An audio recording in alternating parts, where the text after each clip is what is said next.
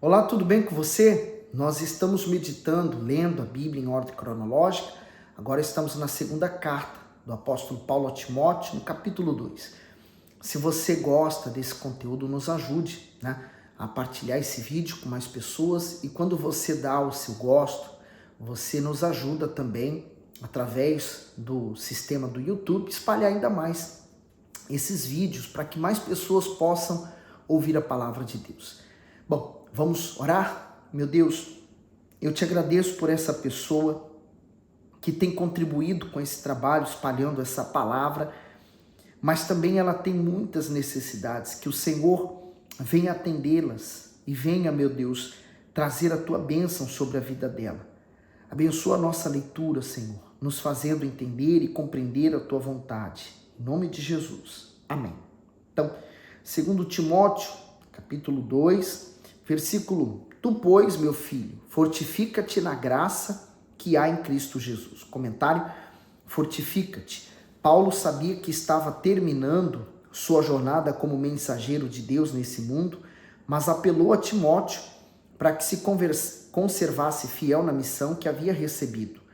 Muitos haviam se enfraquecido na fé e desistido do ministério. Por isso, Paulo aconselha o companheiro a se fortalecer.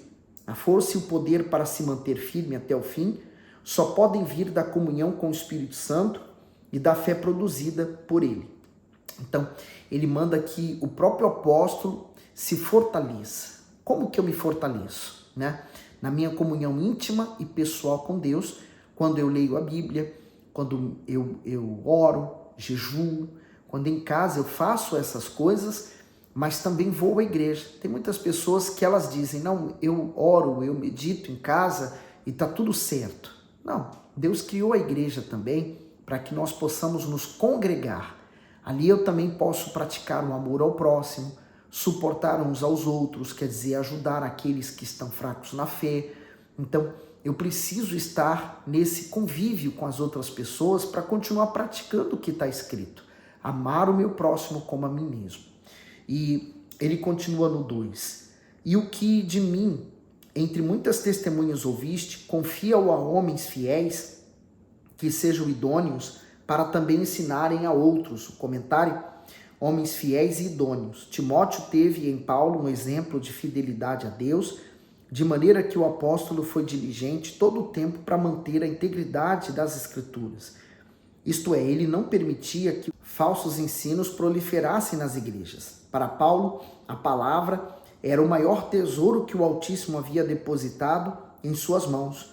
Por muito tempo, eles viram o temor do apóstolo ao pregar o evangelho e não misturá-lo a pensamentos humanos, nem mesmo a sua própria sabedoria ou a doutrinas malignas. Agora, essa responsabilidade estava prestes a ser passada a outros servos como Timóteo. Por isso, as instruções para averiguar aqueles que estavam aptos à obra de Deus eram fundamentais. Para o apóstolo, as virtudes que deveriam sobressair nessas pessoas era a fidelidade e a retidão. Senão, eles seriam corrompidos pela cobiça e pela malícia. Todos os servos dizem crer, mas nem todos mostram lealdade, a ponto de despertar confiança. É a fidelidade que comprova a fé e mostra que a palavra de Deus será pregada com pureza. E nesse versículo, o apóstolo Paulo ensina ao apóstolo Timóteo também a ser assim como ele foi discipulado, ele viesse discipular outros, quer dizer, espalhar a semente. Se aqueles do passado tivessem recebido a palavra e retido com eles e não retransmitido, a palavra nunca teria chegado a nós. Mas porque o Espírito Santo em nós nos faz dar, então nós saímos espalhando essa semente, a semente do Evangelho, para sempre e para todos os lados. Lá em Atos diz, vós sereis minhas testemunhas. Então, é impossível eu, sabendo do que aconteceu comigo, ficar calado. É como, por exemplo, eu saber que toda a humanidade está infectada com um vírus mortal. E eu descubro o antídoto para aquele vírus. Eu descubro o antídoto que vai trazer vida àquelas pessoas. Eu seria extremamente egoísta em guardá-lo para mim apenas e acabou. Mas o Evangelho, o Senhor Jesus, o Espírito Santo em nós, nos faz querer que todas as pessoas também tenham o mesmo que nós. Então, nós pegamos desse antídoto, damos um pouquinho para um, e essa pessoa então multiplica e ela passa para outros. Então o Evangelho nunca vai parar. A palavra de Deus é impossível de ser controlada, porque ela é disseminada, ela vai em frente e ela vai entrar em muitos corações. Por isso que eu creio nesses vídeos que eu estou gravando. 3. Tu, pois, sofre as aflições como bom soldado de Jesus Cristo. Ninguém que milita se embaraça com negócios dessa vida, a fim de agradar aquele que o alistou para a guerra.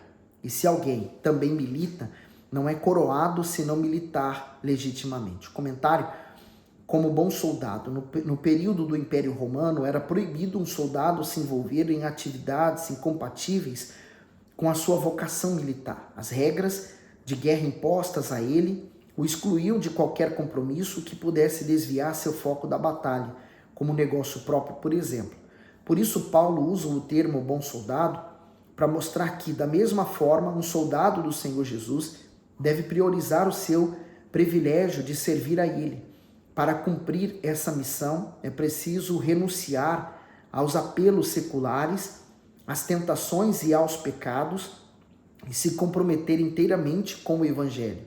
Quando esse princípio é aplicado aos pastores, o sacrifício se torna ainda maior, pois envolve a renúncia dos sonhos, dos projetos pessoais e até das ocupações comuns para servir integralmente na obra de Deus. Há então essa questão, daqueles que servem a Deus se dedicar 100% a essa obra. Mas também entendo que o embaraço com negócios dessa vida, pode significar qualquer outra coisa que desvia o seu foco da salvação. Então, o principal foco é você chegar aos céus. Então, nada que seja um embaraço. Por exemplo, uma pessoa que te faz mal e o seu coração diz, guarda mágoa, e você guarda mágoa, isso é um embaraço que está impedindo você de chegar no seu foco e trabalhar para o Senhor Jesus, porque ele fala, a fim de agradar aquele que alistou para a guerra. O Senhor Jesus te chamou para essa guerra também, assim como me chamou. Então, nós temos que tirar todo o embaraço para que possamos estar livres para seguir em frente. No 6, o lavrador que trabalha deve ser o primeiro a gozar dos frutos. Considera o que te digo, e o Senhor te dê entendimento em tudo. Lembra-te de que Jesus Cristo, que é da descendência de Davi, ressuscitou dentre os mortos, segundo o meu evangelho. Por isso sofro trabalhos e até prisões como malfeitor, mas a palavra de Deus não está presa. Veja que versículo, Veja que palavra.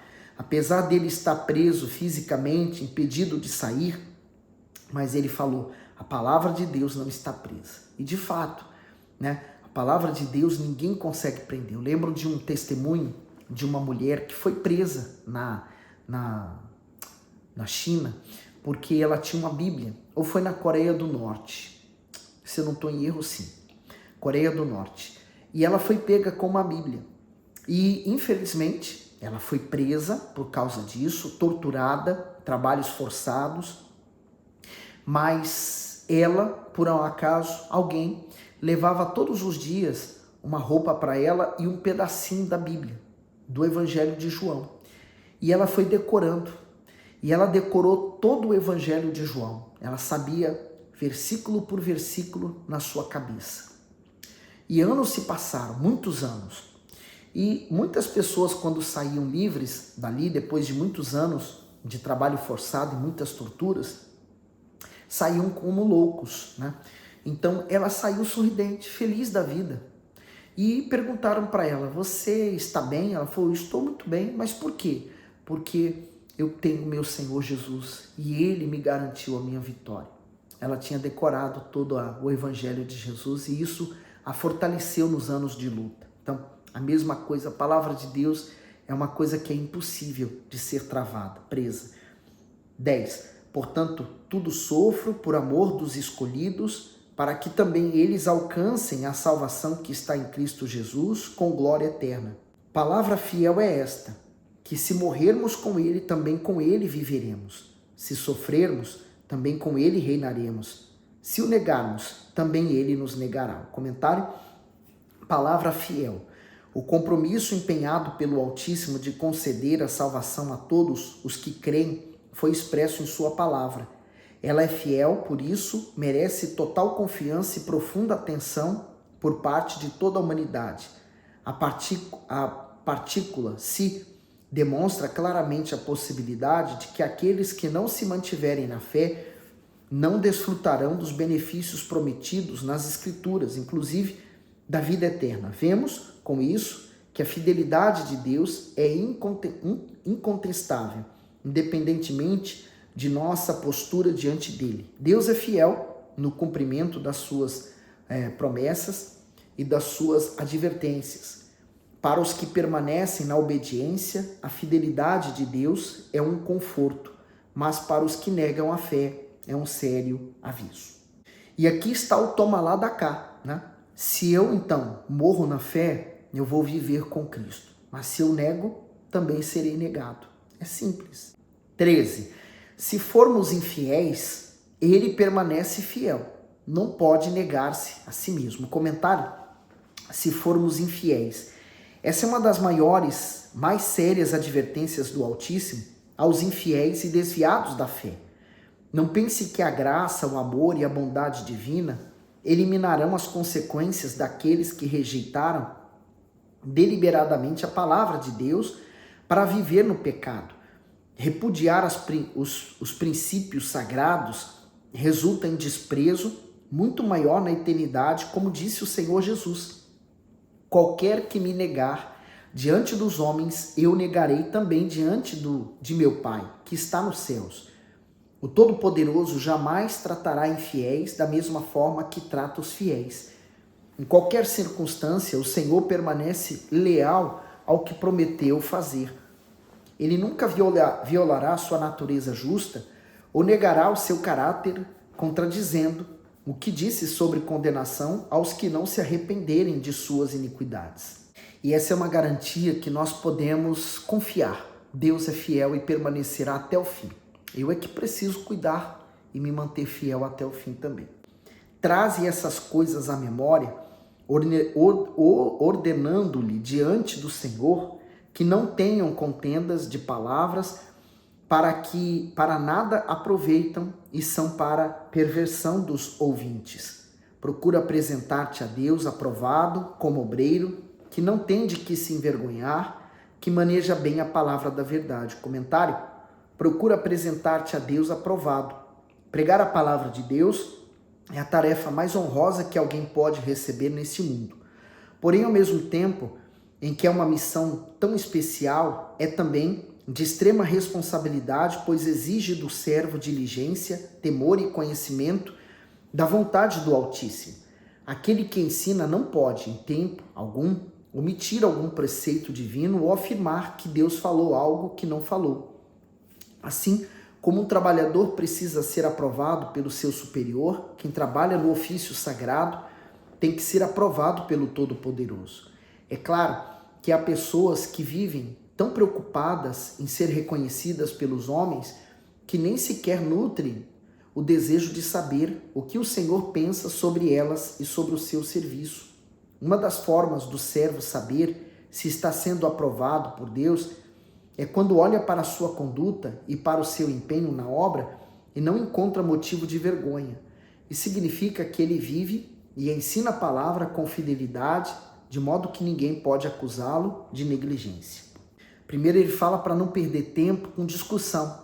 Por isso que palavra de Deus não se discute, muito menos religião, porque não chega a lugar nenhum. Mas ele falou: procura apresentar-te a Deus aprovado, né?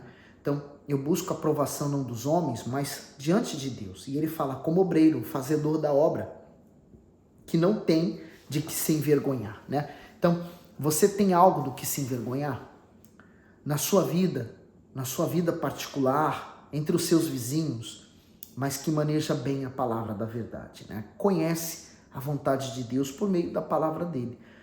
Por isso que nós temos aqui meditado. No 16, mas evita os falatórios profanos, porque produzirão maior impiedade.